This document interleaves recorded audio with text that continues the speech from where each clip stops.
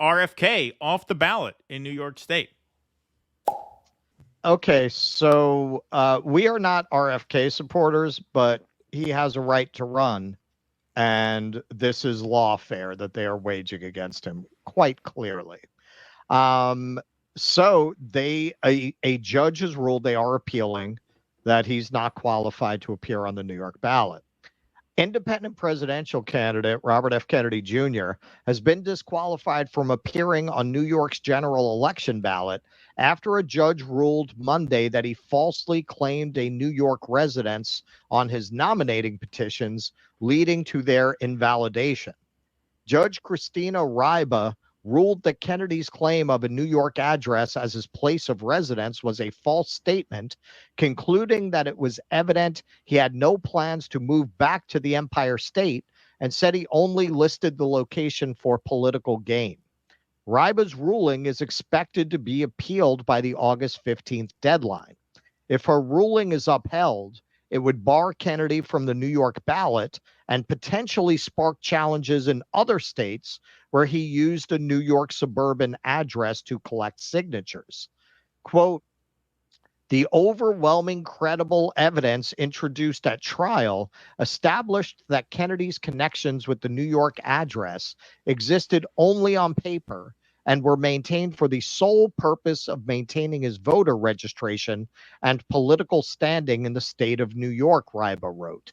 This is retribution for the bear story. They didn't like what I did with the bear, and so they're finding a way to kick me off the ballot. This is, I heard that she's a bear lover, and, not in an innocent way. Let's just say that. Last week in court, Kennedy testified. I can't talk. I've been with many forms of livestock in my travels. Last week in court, Kennedy testified that he has considered New York his home since childhood and intended to return. He explained that he temporarily moved to California in 2014 to live with his wife and that he's currently renting a room at a woman's home in New York. Now, no RFK story would be complete without a very weird out of left field element, and here it comes. Barbara Moss, the woman who owns the home, testified that Kennedy paid her $500 a month for the room.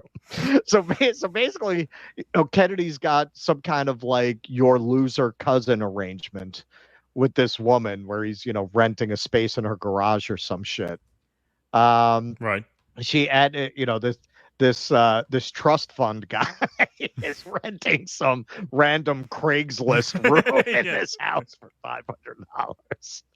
She added that Kennedy had spent only one night at the home and that she received the first rental payment from him on May 20th of this year. In a statement, the Kennedy campaign condemned the openly partisan ruling and vowed to continue the legal fight. Quote, the ruling came in spite of the fact that Kennedy is registered to vote in New York. New York has been his primary residence since 1964. He pays taxes in New York. He has a New York driver's license. His legal license and law practice is in New York, and his falconry license again. Now you know you're into an RFK story. And his falconry license and other recreational licenses are in New York.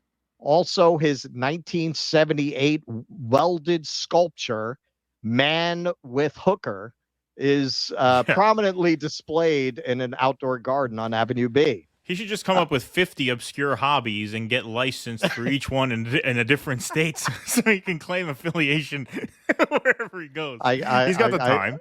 I could help him get his tour guide license. Yeah, right, exactly. We intend to pursue injunctive relief in the Southern District of New York. If state court judges are going to ignore the Constitution, the federal courts must step in to protect voters' rights, said campaign senior counsel Paul Rossi. Kennedy said in the statement that Democrats are showing contempt for democracy. They aren't confident they can win at the ballot box, so they are trying to stop voters from having a choice. We will appeal and we will win, he said. The lawsuit against Kennedy is backed by Clear Choice Action. I love these Orwellian names they give these things. A Democrat-aligned super PAC that's working to hinder third-party candidates in the presidential election. All right, so let's pause for a moment and just look at that. Why would you have a PAC that hinders third-party candidates? This is not a PAC, like they're just advertising what they are. The purpose Right. of the PAC is to thwart democracy. It's not to ensure that elections are clean. It's not to ensure that the rules are not violated. It is simply to make sure that there are only Coke and New Coke choices on the Right. ballot and none others. That is the only purpose. Such a PAC not only should not exist, it should be illegal for a PAC like that to exist. The PAC has no purpose other than to thwart the will of voters. That is the only reason it exists. Openly.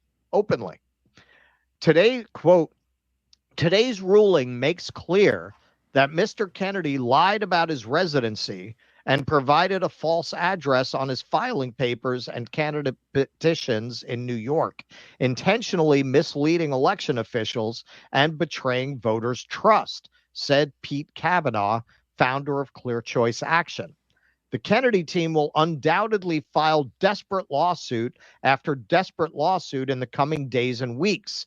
They will fail, and it will not change the simple truth. He lied, and he's being held accountable. And you guys are backing Kamala Harris? The Super PAC has also taken legal action against Kennedy in Pennsylvania and filed an objection to his candidacy in Illinois. Other Democratic Party allies are leading similar efforts in Nevada and Delaware. Quote, the RFK Jr. running for president is the same RFK Jr. portrayed in this story, a deeply troubled, reckless, and dangerous man. He doesn't think the rules apply to him, and he refuses to consider the consequences of his actions, said Matt Corridoni, a DNC spokesperson. Quote, that is why he is willing to play the role of spoiler for Donald Trump in this election, and why he has floated endorsing Trump in exchange for a job in a Trump administration.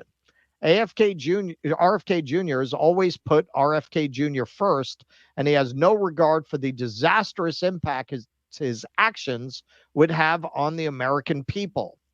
Following the New York ruling, quote, we'll be assessing our options in other states based off of this ruling, Corridoni added.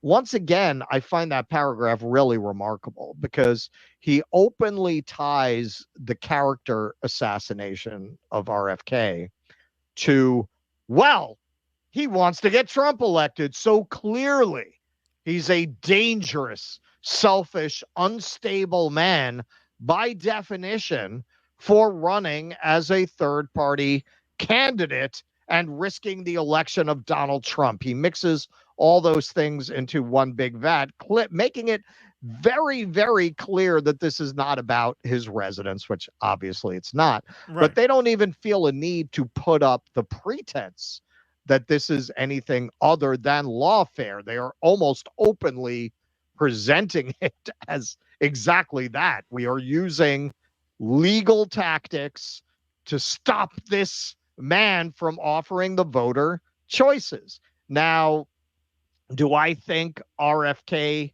really has New York as his primary residence? No. I mean, obviously, he rented some freaking room off Craigslist to establish residency. Now, I am not election expert enough to know why that would matter for a national race. Like, what do you, like, why didn't he just say that California is right? Like, why even go out of your way for that? I mean, you can't live in 50 states. Like, it's not a requirement that you have residence in 50 states. Right. So I don't understand what the purpose of it is. I mean, you could say maybe he legitimately thinks he lives in New York because of everything he listed. I mean, if you pay taxes here, I mean, that, like, what do you mean by residency? This is what I'm saying. Like, do I think RFK really plans on coming back to New York? No, I don't. And I think he rented that room because of that. But he could have felt that because he pays taxes in New York and his licenses, his falconry is in New York. Well, maybe he thought that he had to say he was a New York resident, and then he rented the room to reinforce it. I mean, but he's Right. a lawyer. I mean, that seems like a stupid reasoning. Look, if all that's true, if you pay taxes here, I think you have a legitimate argument to say that it's your primary residence if you're paying taxes in the state. But clearly, regardless, that's not what this is about. No, and if you look, I mean, yeah, that's right. He has no regard for the disastrous impact his actions would have on the American people, meaning running what for should president. That have to do with this? That's what he's What saying. Right. If what you're concerned with is a violation of election law, why are you even filibustering about his right to run as a principal? Well, it's a flex. And, in the case of the DNC guy, it's just a flex if it's conscious at all. I mean, he could just be saying what he thinks, knowing that there's not going to be any consequence. They want the Democratic voters, Democratic donors want the Democrats to play hardball in this way. Now, this is a DNC spokesperson. As for the PAC, that's how they raise money. Like, they raise money doing this. The more people they can bully off the ballot, the more fundraising emails they could send. Hey, I'm sure they raised a bunch of money. Hey, we just got RFK off the ballot. See, your money is in good hands with us, right? I mean, I'm sure they raise a lot of money that way. But yeah, no, look, it's obviously just a sleazy thing. We've come to expect nothing less from the Democrats. And actually, Jose Vega texted me this story this morning, and he said, if he loses on appeal, which Jose's not rooting for that outcome, but he did say if he loses on appeal, that means that their party candidate, Diane Sayre, would be the only statewide third-party candidate to actually make the ballot unchallenged, which is true. Cornell did not make the ballot. Jill Stein did not make the ballot. The Party for Socialism and Liberation did not make the ballot. Now RFK looks like he might not be on the ballot. And so, yeah, Diane Sayre as a Senate candidate could be the only, statewide third party that actually appears on the ballot in New York State. Yep. Well, apparently New York is going full LaRouche. Yep. Full of the LaRouche is surging in New York. Please clap.